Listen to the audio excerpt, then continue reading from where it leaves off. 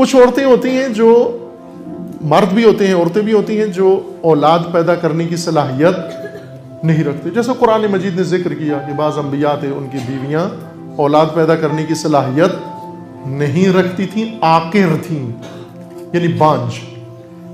وہ عورت جس کے اندر اولاد پیدا ہی نہیں ہو سکتی جب تک خدا کا معجزہ نہ ہو جائے، معمول سے نہیں ہوگی.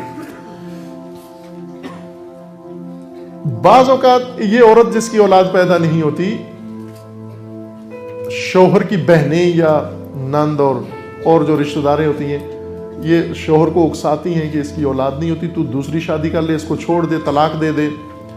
اور یہ نہیں چاہتی طلاق لینا، تو ایک اداکاری ڈرامہ کرتی ہے. کیا ڈرامہ کرتی ہے؟ کہ اس کا بچہ ہونے والا ہے. یہ لوگوں کو بتاتی ہے کہ یہ حاملہ ہے اور عنقریب اس کے ہاں ولادت ہونے والی ہے. پھر ناگہان کہیں گے کہ جی وہ بچہ ضائع ہو گیا، حادثہ ہوا، کسی نے تعویذ کر دیا، ایکسیڈنٹ ہو گیا جس میں وہ بچہ ضائع ہو گیا، تاکہ وہ جو بن رہا ہے اس کے خلاف ماحول اس سے نجات پائیں.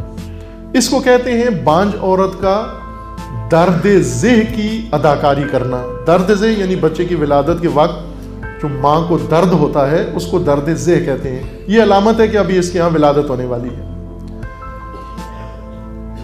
یہ تعبیر استعمال کی جاتی ہے اس طبقے کے لیے جو انقلابی نہیں ہوتا،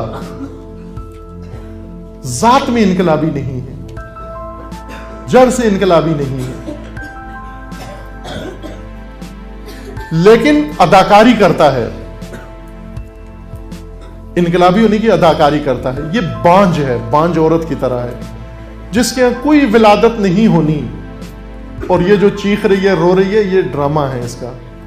اس کے یہاں بچہ ہو ہی نہیں سکتا، یہ کیسے چیخ رہی ہے کہ بچہ ہونے والا ہے. اسی طرح کچھ قوم کے سامنے آ کر لوگ اس عورت کی طرح چیختے ہیں، چلاتے ہیں. درد قوم ہے، بہت شدید درد قوم ہے. ان کو اتنا درد ہے قوم کا کہ عنقریب قوم کے لیے ایک نظام متولد ہونے والا ہے ان کے پیٹ سے. یہ اداکاری ہے ساری، کوئی درد نہیں ہے. یہ بانج عورت کا ڈرامہ ہے، بانج عورت کا کہ اس کے ہاں بچہ پیدا ہو رہا ہے. یہ بانج ہے، نہ اس کے ہاں مکتب ہے، نہ اس کے ہاں نظریہ ہے، نہ اس کے پاس آئیڈیالوجی ہے، صلاحیت ہی نہیں ہے. اس کے پاس وہ متاع نہیں ہے، وہ سرمایہ نہیں ہے جس سے انقلاب بنتا ہے، وہ پیدا ہوتا ہے. یہ کیسے اداکاری کر رہے ہیں؟